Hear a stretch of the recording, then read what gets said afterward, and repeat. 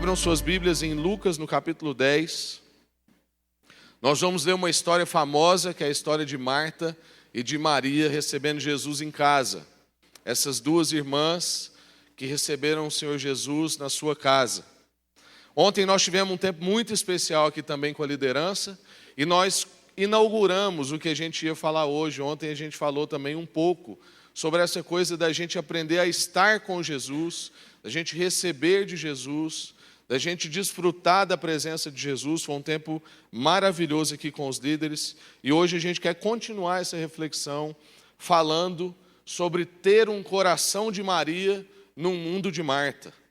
Eu não sei se você sente o mesmo que eu, mas eu sinto que o nosso mundo está cada vez mais veloz. Eu sinto que a gente está cada vez mais distraído, um pouco superficial ou muito superficial para alguns. E nós estamos deixando, às vezes, de ser inteiros nas nossas relações. A gente vive nesse mundo de agitação, um mundo bem Marta, se você conhece essa história. E o grande desafio que eu quero lançar para você hoje, que eu entendo que Deus quer trazer para a sua vida, é a gente ter um coração de Maria num mundo de Marta. Esse é o nosso desafio. Lucas capítulo 10, verso 38 a 42. Caminhando Jesus e os seus discípulos chegaram a um povoado, onde certa mulher chamada Marta o recebeu em sua casa. Maria, sua irmã, ficou sentada aos pés do Senhor, ouvindo-lhe a palavra. Marta, porém, estava ocupada com muito serviço. E aproximando-se dele, perguntou: Senhor, não te importas que a minha irmã tenha me deixado sozinha no serviço? Dize-lhe que me ajude. Respondeu o Senhor: Marta, Marta, você está preocupada e inquieta com muitas coisas. Todavia, apenas uma é necessária. Maria escolheu a boa parte, e esta não lhe será tirada. Vamos ler de novo? Caminhando Jesus e os seus discípulos chegaram a um povoado onde certa mulher chamada Marta o recebeu em sua casa. Maria, sua irmã, ficou sentada aos pés do Senhor, ouvindo-lhe a palavra.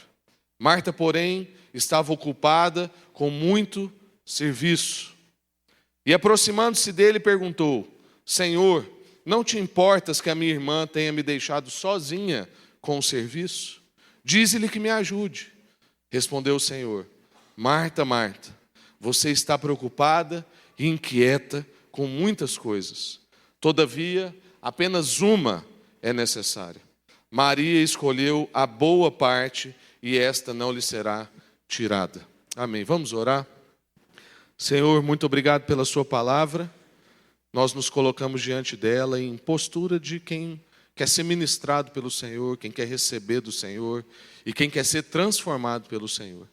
Então, ó Deus, fala na nossa vida, ministra no nosso coração, pastoreia as nossas ansiedades e inquietudes e que a gente possa sair daqui hoje tomando decisões importantes para a nossa vida. Que o Senhor possa quebrar, ó Deus, qualquer fortaleza mental que nos impede de compreender o que o Senhor quer ensinar. Que o Senhor quebrante o nosso coração para essa palavra poder penetrar, ó Deus, a nossa vida. E que o Senhor brilhe sobre nós aqui a sua face, porque só o Senhor importa. Em nome de Jesus. Amém. Graças a Deus. Irmãos, todo mundo aqui parece dizer o mesmo clichê quando se encontra. A gente se encontra e pergunta assim: e aí, como é que você está? E hoje em dia a gente responde com uma única frase: correndo. Na correria. Se é do interior, fala assim: estou num corrimento, senhor. Mas a gente está todo mundo muito atarefado, muito corrido, muito agitado, muito inquieto. No culto da manhã, domingo passado, conversando com um irmão aqui da igreja, já um senhor, ele comentando comigo que ele tem um filho de 37 anos, que ele acha que tem a memória pior do que a dele. Aí eu falei assim: eu não duvido, porque esse é um traço da nossa geração. Porque não é um problema de memória, é um problema de inteireza. É porque a gente está repartido em muitas coisas. Nós não estamos inteiros no momento em que a gente está vivendo. Então a gente ouve o nome de uma pessoa, mas a gente já está fazendo outra coisa, pensando em outra coisa. Uma coisa está vibrando, alguém está me chamando, outro tem está brilhando na minha frente, e eu me perco nesse tanto de informações. Eu não sei se você sabe, mas recentemente o maior youtuber do mundo, o Whindersson Nunes, teve um burnout, está voltando agora para as redes sociais, mas ficou mais de mês afastado. O pessoal, é claro que sobre isso fez conta financeira. Calcularam quantos milhões ele ia perder em X dias por não aparecer mais. Mas por que eu estou trazendo isso aqui? Porque ele é uma das nossas referências de sucesso para os jovens, por exemplo. Hoje, praticamente todo mundo da nova geração quer ser um influencer, ou um youtuber, ou alguém que tem influência na rede social. Mas nós estamos vendo que isso também não é a resposta. Porque o maior youtuber que já tivemos no mundo, e não só no Brasil, está dizendo que não está sabendo lidar com isso, com relações superficiais. Sente falta do seu início, de quando as suas relações eram mais verdadeiras. E eu não estou aqui para denegrir uma pessoa ou pisar em cima do momento difícil que ele está vivendo. Muito pelo contrário, o admiro muito. Porque, em contrapartida, muitos pastores e líderes recebem orientação para parar e para sumir e parar de fazer algumas coisas e não obedece. E esse homem que ia perder milhões em algumas semanas, obedeceu. Então, tudo bem.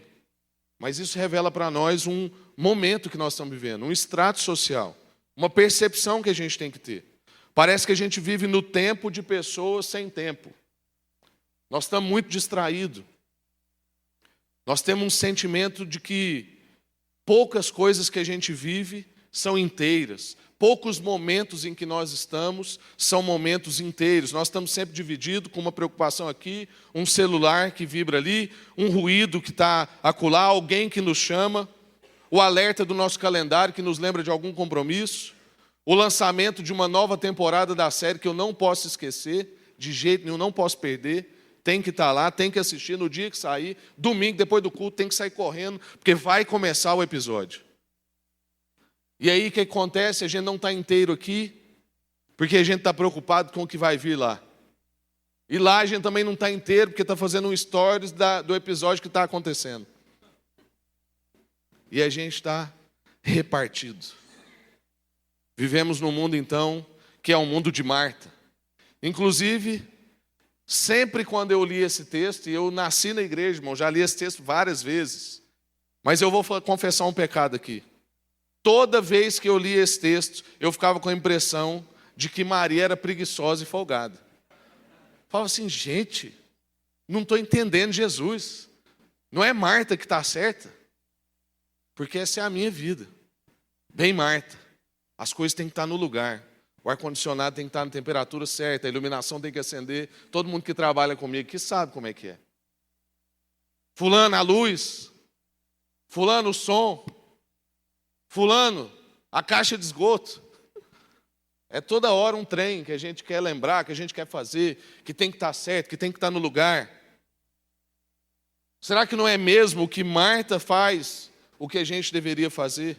Eu não sei se você já teve essa impressão, mas eu vivi com isso muitos anos, e acho que tem 3 anos para cá que eu fui confrontado com essa palavra e falei assim, eu preciso aprender. Se Jesus está ensinando, eu finalmente preciso aprender. Acho que foi a crise de estar chegando nos 30. Eu falei, não, eu tenho que aprender, não é possível que eu vou continuar achando que Maria é que está preguiçosa e folgada. Mas, irmãos, a verdade é que não interessa o que eu acho, o que você acha. A verdade é que interessa o que Jesus acha. Então vamos perceber o que Jesus quer nos dizer hoje sobre esse episódio que as Escrituras estão narrando para nós.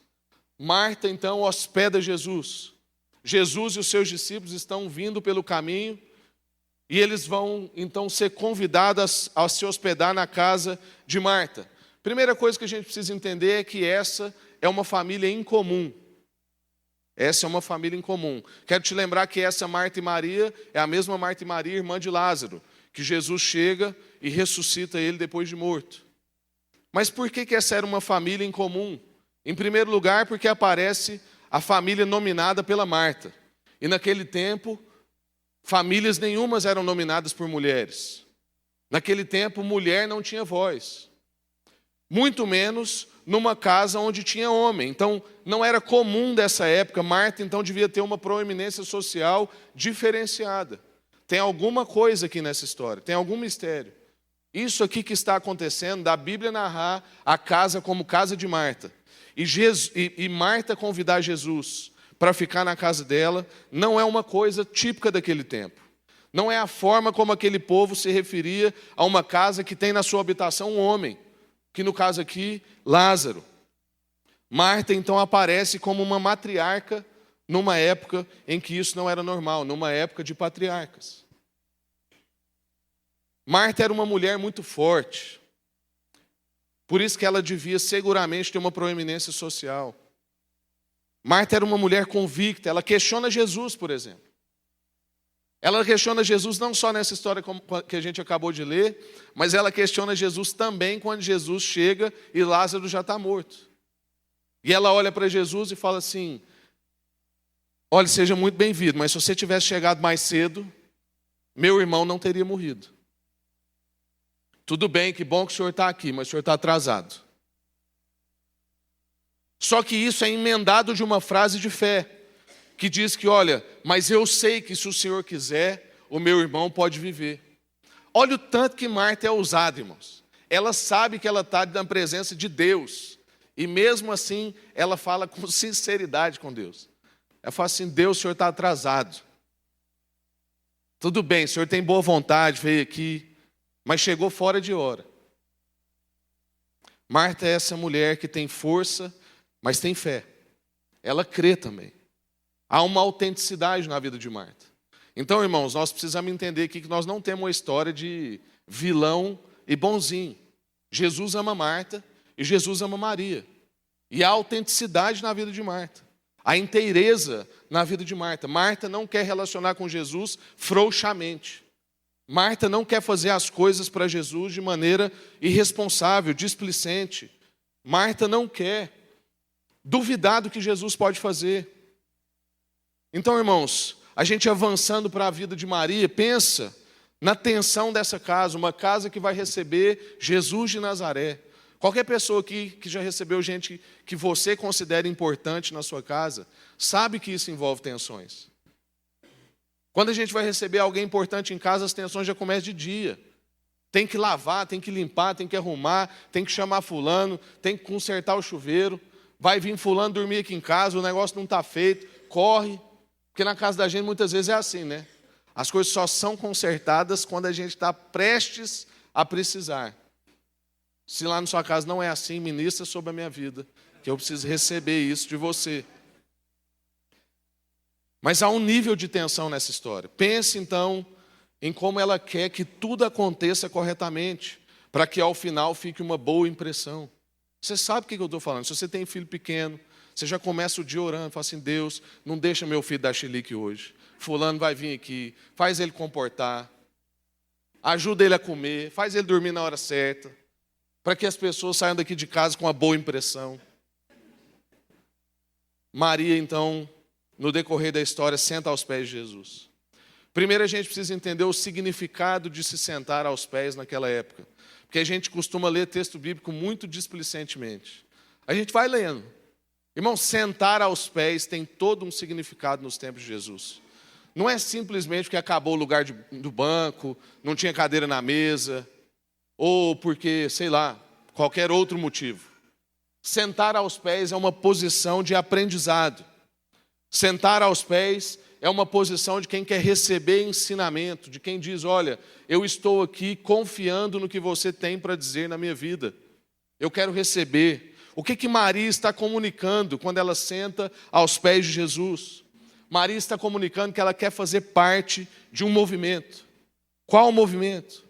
O movimento dos seguidores de Jesus. Mas, irmãos, outra informação importante. Nenhuma mulher sentava-se aos pés de qualquer mestre. Não era comum daquela época uma mulher sentar aos pés de um mestre. Mestres não tinham discípulas. Mestres tinham discípulos. Nenhuma mulher teria essa condição que Maria teve. Maria é ousada. Maria, além de ser ousada, conhece Jesus. Ela sabe que se ela sentar, ela vai ser bem recebida. Irmão, se Jesus fosse um mestre comum, ele nunca aceitaria Maria sentar aos seus pés. Tanto que em outros episódios, onde mulheres sentam aos pés de Jesus, limpam os pés de Jesus com cabelo, entre outras situações de Jesus com mulher, Jesus sempre foi questionado, sempre foi repreendido por líderes religiosos daquela época. Isso não é que não era comum, isso não podia, isso não acontecia. Ela não estaria na prioridade de Jesus se Jesus fosse como qualquer um dos outros mestres. Maria está sendo aqui subversiva, uma subversão do bem, graças a Deus. Maria para então diante de Jesus, deixa tudo para lá, tudo na vida de Maria deixa de ser importante naquele momento. Uma coisa só é importante e é isso que Lucas está narrando para nós. Ela deixa a pilha de pratos, ela deixa a mesa, ela deixa os afazeres, ela quer receber de Jesus, ela quer estar na sua presença, ela quer ouvir as suas palavras. Marta pensava que, além de preguiçosa, a sua irmã Maria era louca. Porque diante desse cenário, irmãos, eu, como sou uma pessoa atarefada e gosto do serviço, e uma das minhas linguagens de amor é atos de serviço, olho para Maria e penso, preguiçosa e folgada, como eu disse aqui na introdução. Mas tem mais complexidade envolvida aqui. Marta sabe o contexto que ela está. Ela não está simplesmente dizendo que Maria é folgada. Ela está falando que Maria está doida. Maria está fora do papel. Porque na cabeça de Marta já tinham papéis pré-estabelecidos para Maria naquele momento. Ela não poderia estar ali. É isso que está acontecendo aqui. Marta ocupadona, ela é quem toma a iniciativa de estender as cordiais boas-vindas para Jesus. E isso é típico da vida de Marta. Quando a gente vai lá para João, capítulo 11, verso 20, a gente vai ver isso acontecendo também. O texto diz, então, quando Marta ouviu que Jesus estava chegando, ela foi encontrá-lo. Mas Maria ficou sentada em sua casa. Está vendo, irmãos? Maria sentada de novo. Por isso que eu tenho problema com esse texto. Tinha, né? Mas, irmãos, olha o tanto que a gente é frio. O irmão de Maria acabou de morrer. Ela não tem que sair correndo para dar boas-vindas, para arrumar as coisas para Jesus. Irmãos, quem está chegando, que se vire. Você não chega num velório esperando que todo mundo que está lá, as pessoas que perderam um ente querido, vai lá fora te receber. Está tudo certo Maria ficar sentada na casa dela. Ela acabou de perder o irmão. Ela está chorando, ela está fragilizada. Mas você vê o tanto que Marta é preocupada. Preocupada com o que vão pensar dela. Preocupada em fazer, fazer e fazer. A mente de Marta se volta em todas as direções nesse momento do jantar. Ela pensa, como é que eu vou poder cuidar de todos os detalhes dessa refeição elaborada? Como é que eu vou fazer os aperitivos, a salada, a carne, as verduras, os condimentos, os pães, a sobremesa, a distribuição dos convidados ao redor da mesa? Porque é o seguinte, irmãos, Jesus era igual a gente, só andava de bando. Crente é assim, né? Você não vê um crente sozinho no cinema. A gente só vai de bando, é de 2 ou mais. Do jeito que Jesus mandou a gente ir na cidade, a gente vai no cinema, a gente vai na sorveteria, acaba o culto, a gente enche as sanduicherias. Graças a Deus, nosso culto acaba aqui um pouco mais cedo que as outras igrejas. A gente lota antes do povo chegar, né? Na sua explosão, então, Marta não só critica Maria, mas ela também critica Jesus por permitir que Maria se sente ali e fique ociosa. Irmãos, quando eu disse que essa família é uma família diferenciada, é porque essa família também não tem pudor de fazer DR na frente de visita. Ainda envolve a visita na discussão. Porque Marta podia ter chamado a irmã dela na cozinha e falado assim, minha filha, é Jesus que está aqui. Você vai ficar aí à toa, me ajuda aqui, pelo amor de Deus. Mas além de repreender ela publicamente, ainda envolve Jesus e fala assim: você também não vai falar nada para ela aí não? Vai deixar eu aqui trabalhando sozinho igual uma doida? E como eu disse, Jesus só anda de bando. Provavelmente Jesus estava com os seus discípulos naquela casa. Marta estava preocupada, não era só com comida para Jesus. Mas, irmãos, muito provavelmente, porque há uma lógica no raciocínio de Jesus, muito provavelmente Jesus mandou avisar antes que ele chegaria. Provavelmente faltava apenas alguns ajustes. Se a gente olha nas Escrituras, até a descida de Jesus para a terra é pré-anunciada. Se Jesus anunciou que ia sair do seu trono para vir para cá, não é possível que ele não avisou que ia na casa de Marta e Maria. Devia estar faltando só alguns detalhes, mas Marta revela ali que ela tem uma alma inquieta. Não era somente uma questão dos seus afazeres.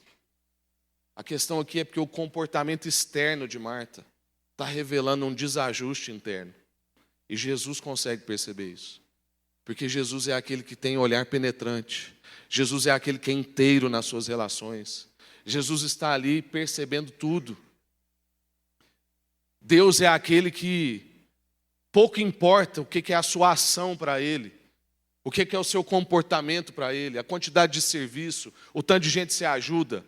Se as suas motivações estiverem equivocadas, esse sacrifício não chega até o Senhor. Se o seu comportamento externo estiver revelando um desajuste interno, você precisa de ajuste interno. Nós somos tão atrapalhados, irmãos, tão desajustados, o pecado nos afetou tanto, que a gente consegue fazer as coisas certas pelo motivo errado. A gente consegue entregar uma cesta básica com más intenções, sem amor. Porque se eu estou entregando aquilo para resolver um problema meu, de culpa ou de qualquer outra coisa, de ser agradável, de ser benquisto socialmente, das pessoas verem eu fazendo aquilo, se é por isso, eu acabei de estragar o momento. Graças a Deus o fulano vai comer de tudo que está lá dentro da cesta. Mas você perdeu o privilégio de fazer isso com o coração certo. Marta, então, não é que ela está errando na sua ação. Marta está revelando um coração desajustado. E Jesus responde para ela. A primeira coisa que a gente percebe da resposta de Jesus é paciência. Porque é o seguinte, gente, a gente às vezes chama Jesus de brother e esquece que Jesus é o Senhor Jesus. E Marta aqui está dando uma cacetada em Jesus. Mas Jesus não vem e responde rispidamente.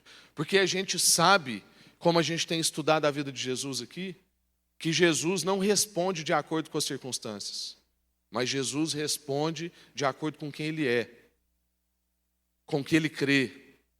E as circunstâncias ao redor e as pessoas ao redor dele não mudam quem Ele é. Então Jesus responde com paciência. A expressão Marta, Marta, revela uma marcante desaprovação.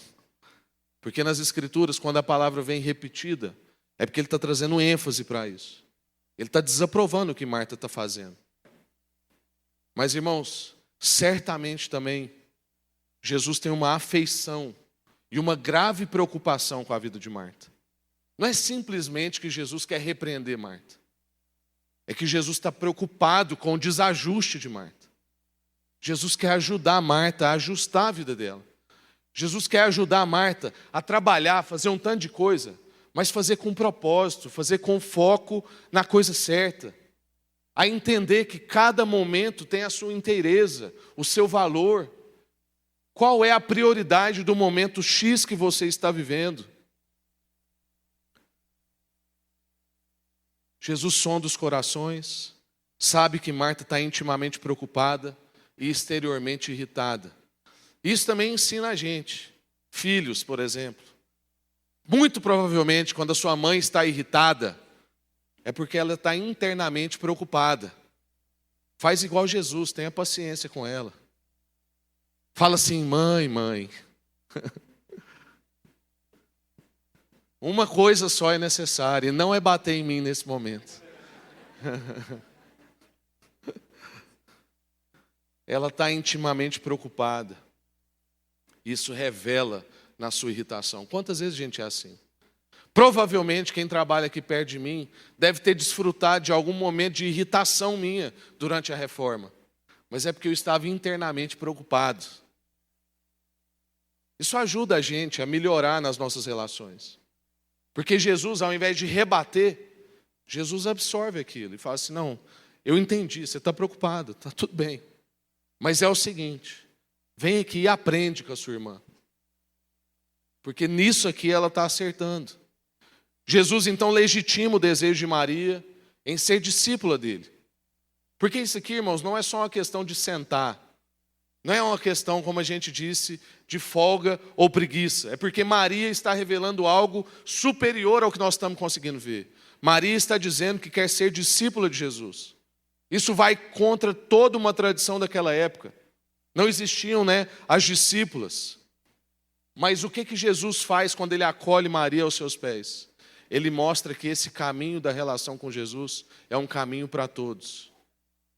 É um caminho que transcende questões de gênero. É um caminho que transcende questões de cor. É um caminho que transcende questões de língua. É um caminho que transcende questões de quantidade de dinheiro que você tem em conta ou não. Esse é um caminho que está aberto para todos. Jesus está revelando naquele momento que é isso que o Evangelho faz. O Evangelho quebra muros, quebra barreira, o Evangelho nos iguala. Quando as Escrituras diz que todos pecaram e estão destituídos da glória de Deus, ele está dizendo que todo mundo carece desse encontro com Jesus. E que esse encontro com Jesus é possível para todos os que querem vir. E é por isso que Jesus diz, vinde a mim todos vocês que querem encontrar comigo. O que Jesus está dizendo é que todos aqueles que ele escolheu para serem seus têm acesso aos pés dele. Não importa se é pobre, se é rico, se é negro, se é branco, se é homem, se é mulher. Todos têm acesso aos pés de Jesus. O Evangelho nos aproxima, quebra esses muros e nos junta como família. Nos torna a família que tem gordinho, magrinho, barbudo sem barba, de óculos sem óculos, com muito recurso e pouco recurso. E aí a gente vai encerrar falando sobre essa boa parte. O que é essa boa parte? O que Jesus está comunicando aqui?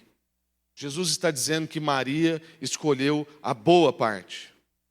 Jesus então nos chama a todos para sentar aos seus pés. E essa experiência é para todos nós e isso não é somente para alguns. Então se você está aqui hoje, nunca pense, irmãos, que tem gente aqui como esse que vos fala, por exemplo, que tem acesso privilegiado aos pés de Jesus. Você tem acesso privilegiado aos pés de Jesus. Não tem essa de patente, de pastor, bispo, apóstolo, apostila e outras coisas mais. O Evangelho nos iguala. O Evangelho nos aproxima do Senhor Jesus e uns dos outros. O Evangelho nos dá acesso aos pés de Jesus. Isso não é só para algumas pessoas. No seu ministério, irmão, Jesus nos chama para 3 coisas. E eu queria que você saísse daqui convicto dessas 3 coisas e vivendo essas 3 coisas. A gente estuda a história de Jesus e a gente percebe em todos os evangelhos que Jesus nos chama para estar com Ele, para aprender com Ele e para viver como Ele. Só que a gente precisa entender que essas 3 coisas são interdependentes. Não dá para viver como Ele se nós não tivermos estado com Ele. Do mesmo jeito que não dá para aprender com Ele se nós não estamos com Ele. Então, irmãos, é muito importante que a gente entenda que é uma sequência. Você é convidado a estar com Jesus. E só depois fazer coisas para Ele. Você é convidado a sentar aos pés de Jesus. Nós precisamos entender que o vinde vem antes do ide.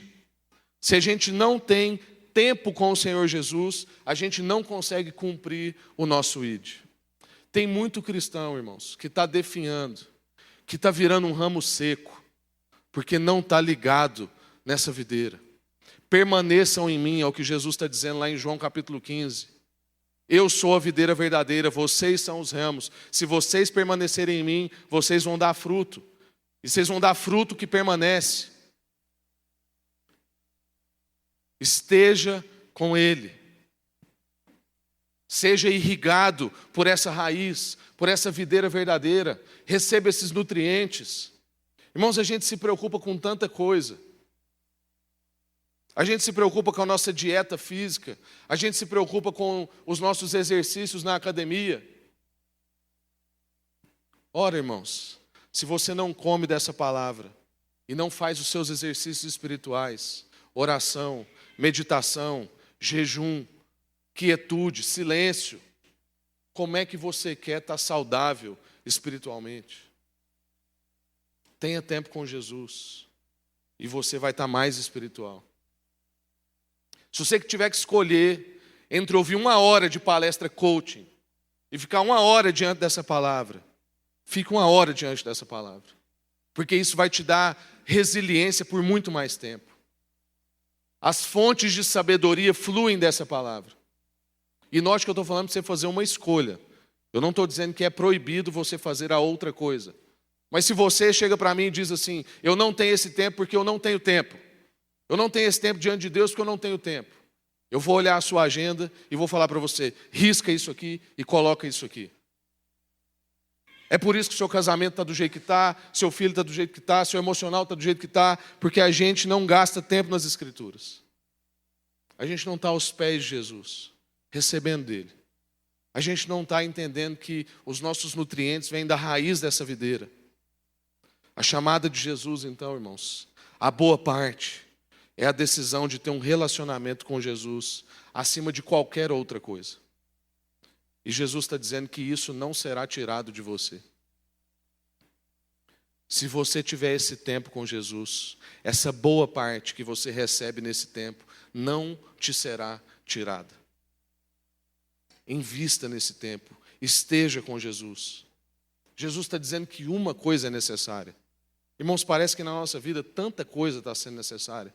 É como eu estou dizendo da experiência que a gente viveu aqui hoje de manhã. Parece que a gente precisa de tanta coisa. Mas aí na falta a gente vê que a gente não precisa de tanta coisa.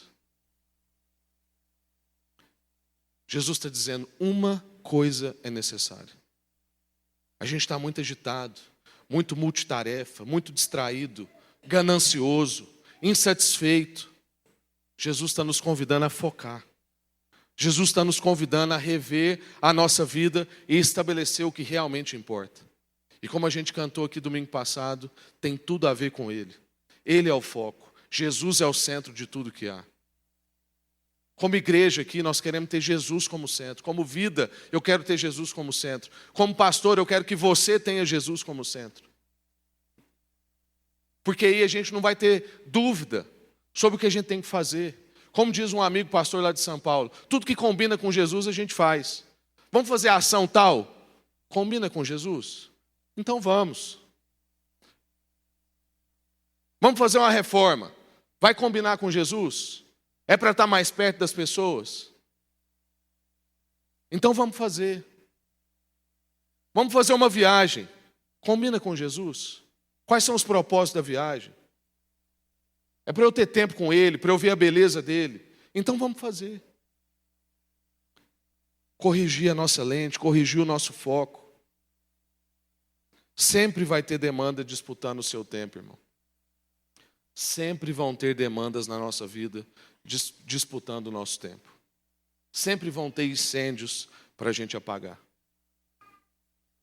Há quanto tempo você não senta aos pés de Jesus? Eu quero concluir com essa pergunta. Queria que você abaixasse sua cabeça. Há quanto tempo você não senta aos pés de Jesus? O que é mais importante para você? Qual é a sua única coisa necessária? Como que é a sua relação com Jesus? Sua relação com Jesus tem sido só para receber coisas dele? Em termos de benefícios, presentes, facilidades? Ou talvez a gente vai no outro extremo oposto. Talvez sua relação com Jesus tenha sido só de fazer coisas para Ele. E você não consegue saber como é que é a relação com Jesus se você não estiver fazendo algo. Tem gente que chega aqui na igreja que a gente dá um break na pessoa em termos de serviço, fala assim, calma, frequenta um pequeno grupo, relaciona com a gente, conhece a gente primeiro, depois você começa a trabalhar. E uma vez eu ouvi de uma irmã, ela falou assim, mas e aí, como é que eu vou ter minha relação com Deus? Eu falei, uai irmã, é justamente por isso que você não pode trabalhar agora então. Porque se a gente só sabe ter relação com Deus no serviço, tem um problema. Nós precisamos aprender a estar com Jesus. Se você está prestes a um burnout, meu irmão, como que a gente citou aqui na introdução, se você está esgotado, se a depressão está batendo na sua porta, tem problema de nutrição aí, tem um problema de dieta, tem um problema de exercício. Come das palavras de Jesus, tenha tempo com Ele, aprenda a estar com Jesus. Ele está te convidando hoje, venha e sente aos pés. Jesus te convida hoje a estar com Ele, esteja com Ele, garanta esse tempo no seu dia, para você receber esses nutrientes, para você aprender com Ele. E só então você conseguirá viver como Ele. Jesus te convida a estar com Ele, a aprender com Ele e a viver como Ele.